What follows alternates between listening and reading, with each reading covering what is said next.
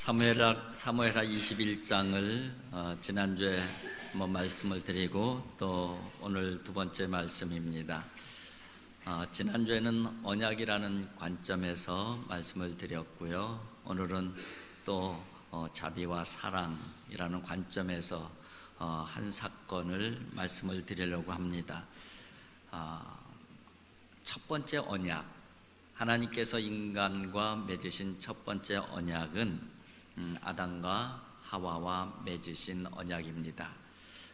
하나님께서는 천지를 창조하시고 에덴 동산을 잘 만드셔서 사람을 만드셔서 사람들에게 다스리도록 그렇게 허락을 해 주셨습니다. 그것을 우리는 하나님의 최초의 축복이고 축복의 언약으로 그렇게 받고 있는 것이죠.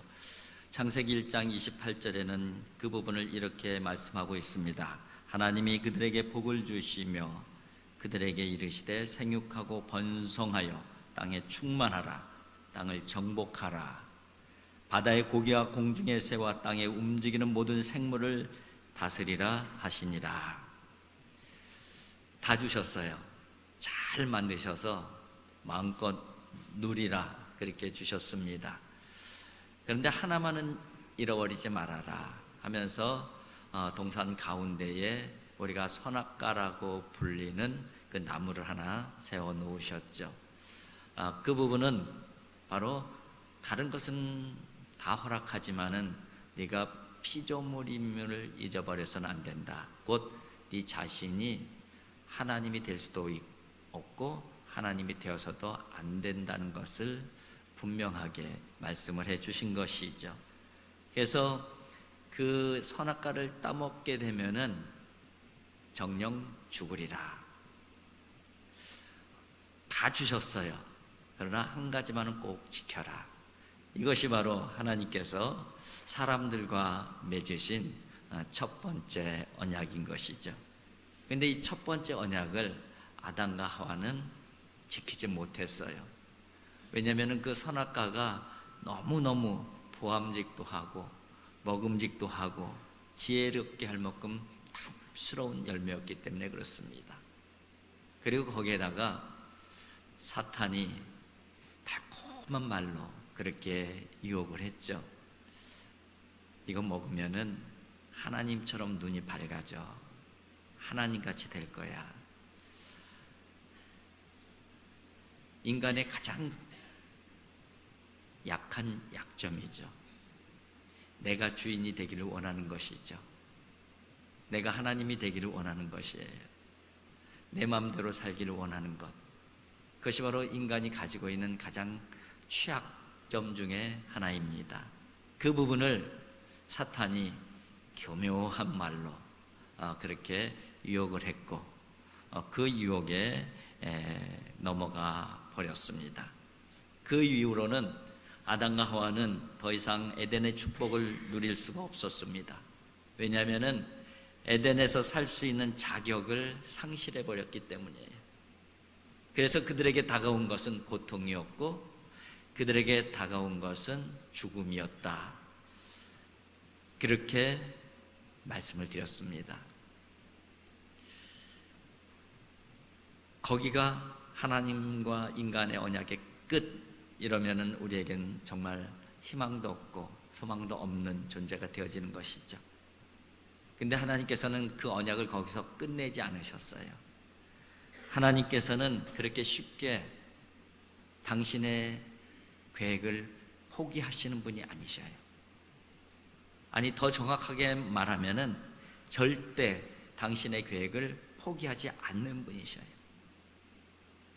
그래서 또 다른 언약을 주십니다. 그것이 바로 창세기 3장 15절의 말씀입니다. 내가 너로 여자와 원수가 되게 하고 내 후손도 여자의 후손과 원수가 되게 하리니 여자의 후손은 내 머리를 상하게 할 것이요 너는 그의 발꿈치를 상하게 할 것이니라. 여자의 후손이 사탄의 머리를 상하게 할 것이다. 그리고 사탄은 여자의 후손의 발꿈치를 상하게 할 것이다. 누구에 대한 예언이에요? 예수 그리스도에 대한 예언이고 언약의 말씀인 것입니다. 그 언약대로 지금부터 2000년 전에 예수님께서는 인간의 몸을 입고 이 땅에 오셨죠. 그리고 구원을 선포하셨어요. 그리고 이 땅의 새 에덴의 문을 여셨습니다. 그것이 바로 이 땅에 오신 예수님과 함께 시작한 하나님의 나라인 것이죠. 그래서 성경에는 이 하나님의 나라에 대한 그 내용들을 다양한 예언자 또 다양한 사건들을 통해서 계속해서 말씀을 해주고 계십니다. 특별히 이 다윗 왕국을 통해서는 더 분명하고 명료하게 하나님의 나라에 대한 말씀을 해주셔요. 그리고 특별히 또 오늘 본문은 그 하나님 나라의 복음이 가장 극적이고 리얼하게 그렇게 담겨져 있는 그런 본문이라고 할 수가 있습니다. 한번 복습하는 의미에서 이 내용을 한번 다시 말씀을 드릴게요. 유대 땅에 3년 동안 기근이 있었죠. 그 기근으로 말미암아 모든 백성들이 힘들었고 또 다윗도 통합 왕으로 즉위한 지 얼마 되지 않았기 때문에 상당한 부담감을 가지고 있었다고 말씀을 드렸어요. 그러나 3년 동안 계속된 그 기근은 바로 그냥 기근이 아니라 뭔가 하나님의 뜻이 담겨져 있을 거라는 그것을 다윗은 바로 알아차렸었던 것이죠. 그래서 하나님 앞에 기도를 하는 거예요. 하나님, 도대체 왜 이러십니까? 하나님께서 그 이유를 알려주셨습니다. 죄 때문이다. 근데 누구의 죄? 사울의 죄 때문이다. 사울의 집의 죄 때문이다.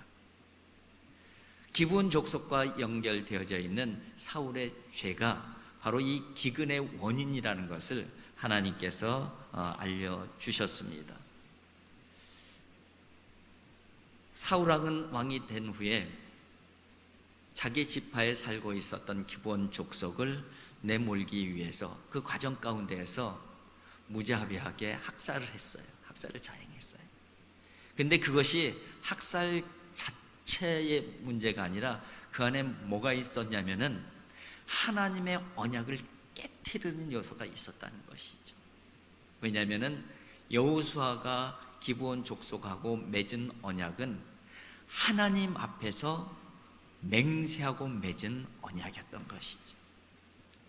그래서 여호수아 당시에도 많은 백성들이 그 결정에 대해서 불평과 불만이 많이 있었지만은 여호수아와 모든 족장들은 단호하게 우리는 그들을 해할 수 없다.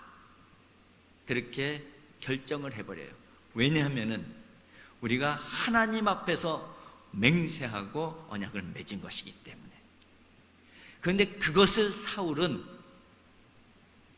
가볍게 여기고 하나님의 언약을 가볍게 여기고 그것을 깨트려 버린 거예요.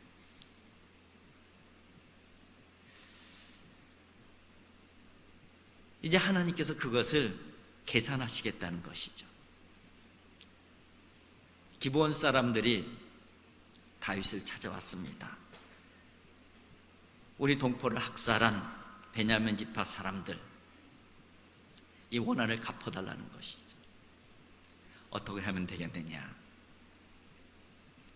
이 부분은 경제적인 배상의 요구의 배상의 문제도 아니고, 그리고 다른 어떤 사람이 해결해야 될 문제도 아니고, 이 문제는 우리 족속과 사울 가문의 관계에 대한 문제이다. 그래서 사울 가문에서 7명을 우리에게 넘겨주라. 그것을 요구하는 거예요. 그런데 그 부분이 사실은 윤리 도덕적으로 보게 되면은 말도 안 되는 요구였잖아요. 그런데 이미 하나님께서 기근을 통해서 또 기도할 때의 응답을 통해서 그 부분이 그냥 단순한 윤리 도덕적인 문제가 아니고 거기에는 중요한 언약의 문제이고 또 신앙적 문제임을 알려주셨어요. 그래서 다윗은 그 요구대로 그대로 받아들입니다. 그리고선 베냐민 지파 중에서 7명의 사람을 착출해서 기브온 사람들에게 내어주고, 기브온 사람들은 그들을 산 위로 끌고 가서 목매달아 죽입니다. 참 비극적인 그 사건이 아닐 수가 없어요. 정말 비극적인 일이죠. 하나님의 언약을 무시한 것이 그 후손들에게 얼마나 극단적인 비극을 안겨다 주었는지 참 마음 아픈 일이 아닐 수가 없는 것이죠. 그런데 이 비극적인 상황 속에서도 한편의 감동적인 이야기가 만들어지고 있어요. 사울의 첩인데 두 아들이 그 속죄 제물로 착출을 당했어요. 7명이 착출을 당했는데 사울의 첩인 리스바라고 하는 여인의 두 아들이 거기에 들어가는 것이죠. 그래서 죽음을 당하는 거예요. 어머니의 심정이 어떻겠어요? 그래서 그 리스바는 배를 가지고 바위 위에다가 깔고선 밤낮을 그 버려진 시체들을 지키고 있었어요. 밤에는 맹수들, 짐승들의 공격에서 보호해주고, 낮에는 새들로부터 그 시체들을 보호하면서. 그런데 그 기간이 어떤 기간이냐면은 한 약 6개월간을 그렇게 한 거예요. 6개월. 그 떼약볕에서 6개월간을 그 일을 한다는 것은 그냥 단순히 아들을 잃은 여인의 슬픔의 행위로 보기에는 지나친 부분이 있는 것이죠. 그래서 이 사건을 인간적으로 보게 되고 정치적으로 보게 되면은 다윗이 결정한 그 결정이 잘못된 결정이라고 저항하는 정치적 저항의 행위로 볼 수가 있었던 것이죠. 그런데 그것은 절대 정치적 그런 행위는 아니었어요. 하나님께서는 그 행위를 통해서 보여주고 싶은 것이 있으셨던 것이죠.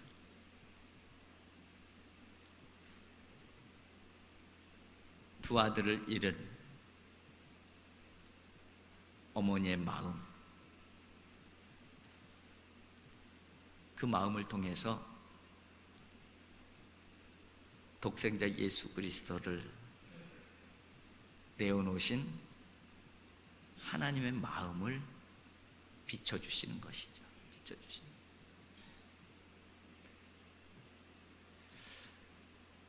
다윗도 그 모습을 보면서 내 결정에 저항하는 저항적 행위, 정치적 행위로 보지 않았어요. 그 여인의 그 행위를 신앙적 행위, 그리고 자비의 행위로 그대로 보아준 것이죠. 그래서 다윗은 사울 왕가의 마음을 위로하기 위한 조치를 취하게 됩니다.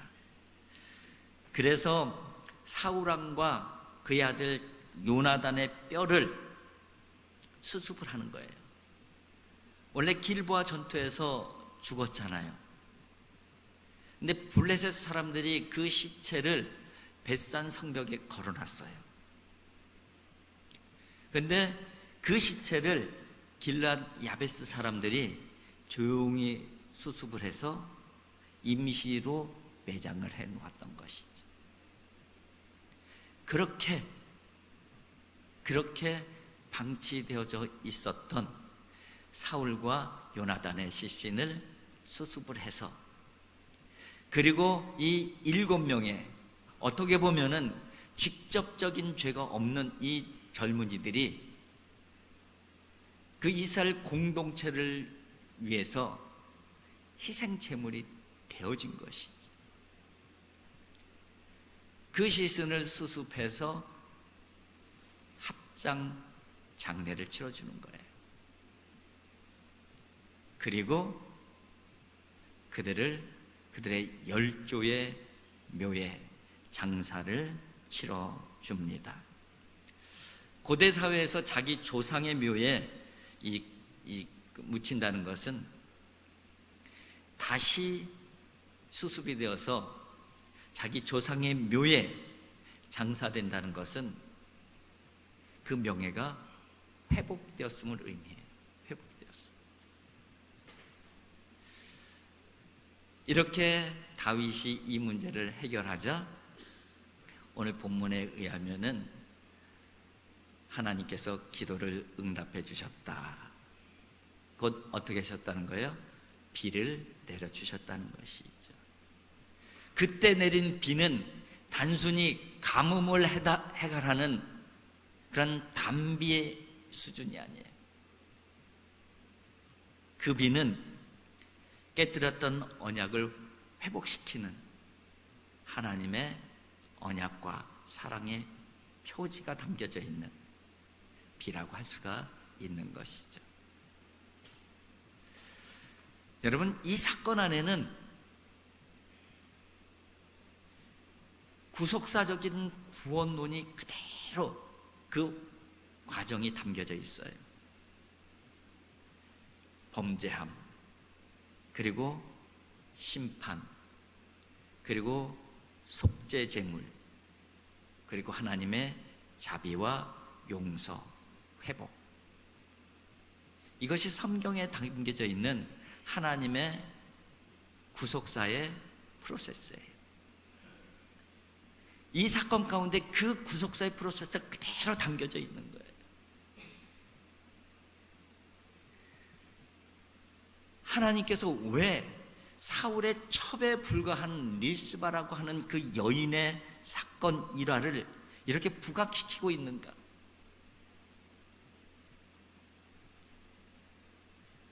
그것은 그 안에 대속의 은혜의 그림자가 담겨져 있기 때문에 그래요. 그리고 이미 말씀을 드린 대로 두 아들을 희생 제물로 잃어버린 가슴 찢어지는 한 어머니의 마음을 통해서 독생자를 내어주신 찢어지는 하나님의 마음을 담아놨기 때문에 그렇습니다.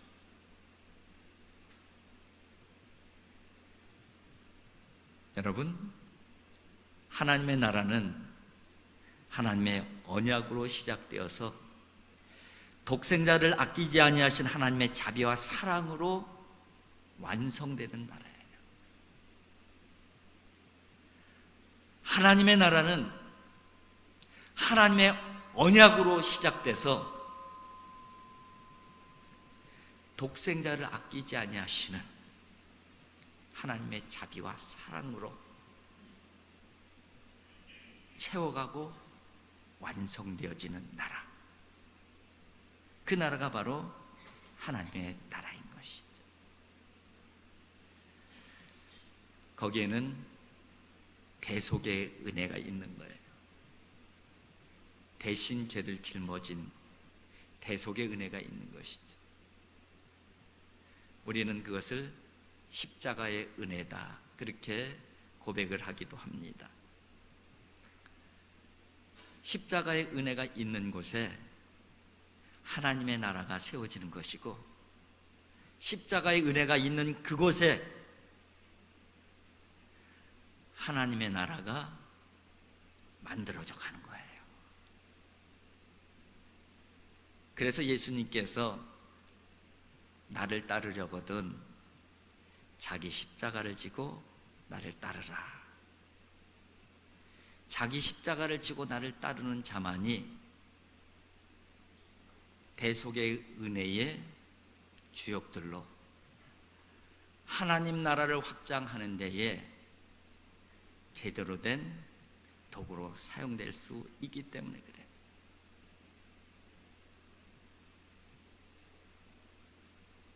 여러분, 우리는 하나님 나라, 예수 그리스도께서 이 땅에 오시면서 시작된 하나님의 나라, 이 하나님 나라가 완성되어져 가는 데에 부름받은 하나님의 종들입니다. 우리가 그 하나님의 나라에 무엇으로 채워갈 것인가? 바로 그 하나님의 자비와 사랑으로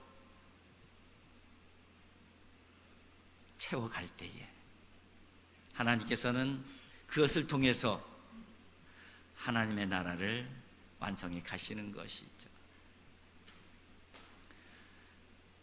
여러분, 이런 생각은 좀 안 했으면 좋겠어요.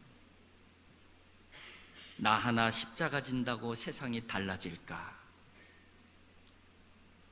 나 하나 십자가 진다고 뭐 세상이 뭐 달라져? 이런 생각은 하지 않았으면 좋겠어요. 나 하나 희생한다고 더 좋은 세상이 오겠어? 이런 얘기도 하지 마세요. 나 하나 사랑의 꽃을 피운다고 세상이 온통 아름다운 세상으로 변할까? 이런 생각도 하지 마세요. 우리에게 그냥 이런 믿음이 있었으면 좋겠습니다. 나 하나 십자가 지면은 하나님께서 내가 진 그 십자가를 도구 삼아서 세상을 달라지게 하실 거야. 그 믿음으로 살아갔으면 좋겠어요. 나 하나가 희생하면은 그 희생을 걸음 삼아서 하나님께서 하나님의 나라를 완성해 가실 거야. 그 믿음으로 살아갔으면 좋겠어요. 나 하나가 아름다운 사랑의 꽃을 피우면은 하나님께서는 그 아름다운 사랑의 꽃을, 그 닮은 꽃들을 수도 없이 만드셔서 이 땅을 아름다운 사랑의 꽃으로 채워가시면서 그렇게 하나님 나라를 만들어 가실 거야. 그것이 저와 여러분들의 믿음이 되었으면 좋겠습니다. 여러분, 우리는 쉽게 그런 생각을 할 수가 있습니다. 나 하나 십자가 진다고 뭐가 변해? 나 하나 희생한다고 뭐가 더 좋아지겠어? 나 하나 사랑의 꽃 핀다고 뭐 세상이 얼마나 아름다워지겠어? 물론 그렇게 안 돼요. 그런데 하나님께서 나 하나가 십자가를 지면은, 나 하나가 희생을 하면은, 나 하나가 사랑의 꽃을 피우면은 하나님께서 그걸 사용하셔요. 하나님께서 그걸 사용하셔서 아름다운 나라는 하나님께서 만들어 가시는 거예요. 하나님의 나라는 하나님께서 만들어 가시는 거예요.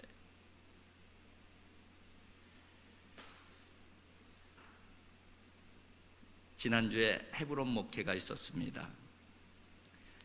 강의가 여러 강좌 있었는데 참 너무 은혜가 많은 그런 시간이었다고 우리 참석한 전사님들이 이구동성으로 말씀을 하셔요. 그런데 그 강좌 중에서 시와 영성에 대한 강좌가 한 강좌 있었어요. 그런데 그분이 소개한 여러 편의 시 중에서 한 편을 여러분들에게 소개해 드리고 싶습니다. 조동화라고 하는 시인이 쓴 시인데 제목은 나 하나 꽃 피어. 나 하나 꽃 피어. 한번 들어보세요. 나 하나 꽃 피어 풀밭이 달라지겠냐고 말하지 말아라. 내가 꽃 피고 너도 꽃 피면 결국 풀밭이 온통 꽃밭이 되는 것이 아니겠느냐.